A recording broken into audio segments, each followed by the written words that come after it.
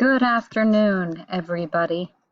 I am going to be trying out a new video blog or a vlog instead of typing today. Not that there's anything wrong with my hands, just that it is such a beautiful day. I thought I would come out here and record my blog for today. Speaking of being out here, I am sitting outside in our backyard in Tucson, Arizona, and I've been reflecting on all the things for which I am grateful. And I hope that you have the opportunity to do that sometimes. I was thinking about the places and times that we typically do some reflection, and it may be that you do that when you have a couple of minutes in the bathroom. Uh, if you do that, it's probably because you have dogs and you can shut the door, and of course they think that you've left the building through an exit on the other side of the bathroom. Or you have children and you're going to take a bath and just try to get a few free moments away from the rest of the world.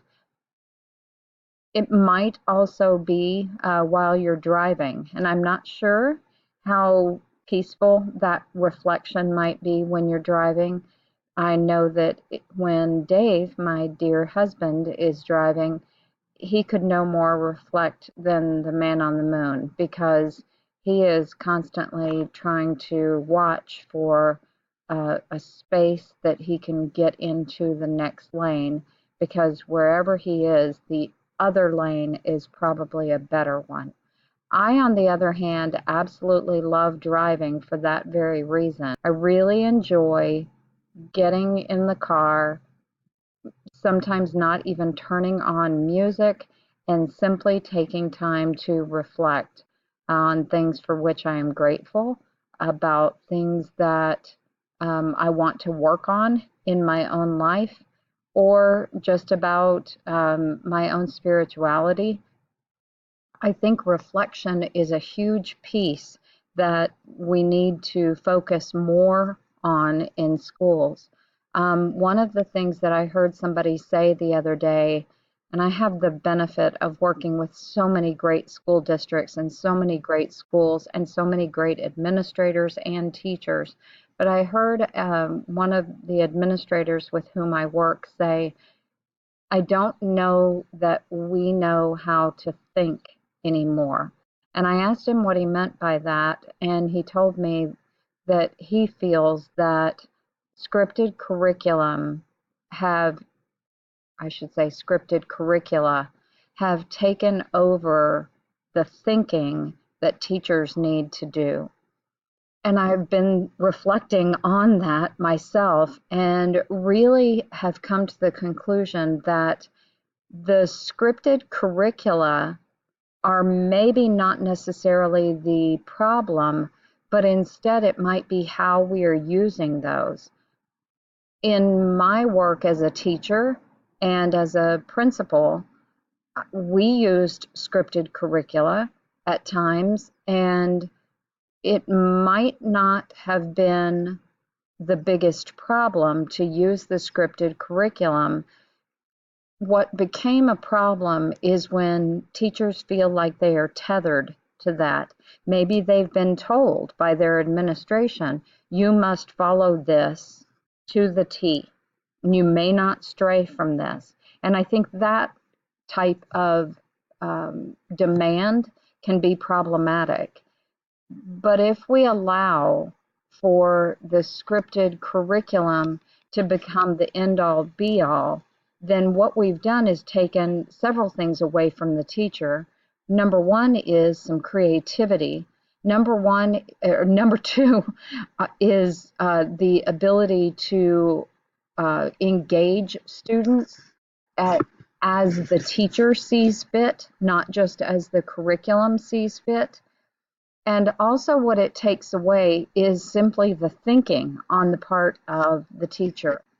It was not very long ago that I was conducting a reflection conference with a teacher, and I asked the question, how do you make decisions about the questions that you ask when you are teaching this particular lesson?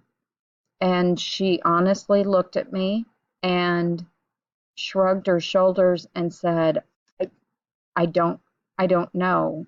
I don't even know what to say about that. And then she went on to say, all I do is follow the curriculum that is laid out for me. That scared me. And I hope that it scares you too, enough to say, I believe that we really need to be teaching teachers and pre-service teachers, student teachers, teachers who are still in the classroom learning about how to become a teacher. I truly believe that we need to teach them how to reflect and how to think for themselves.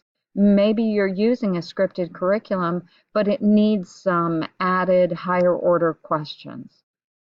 Maybe not all textbook writers have the capacity that we do as teachers to be able to think up higher order questions, whether you're using Bloom's taxonomy or Webb's depth of knowledge or whatever.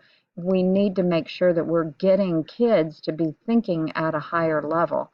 And I say the same exact thing is true about administrators asking teachers really good, thought-provoking questions.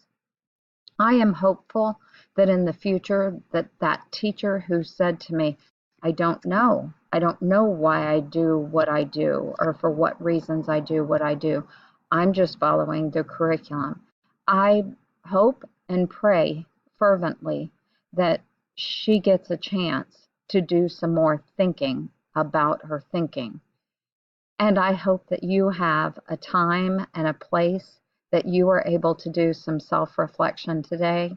And I hope that maybe, even if your day, if your weather, if your climate is not as beautiful as it is here in Tucson, that you find some ways to be reflective of those things for which you should be grateful.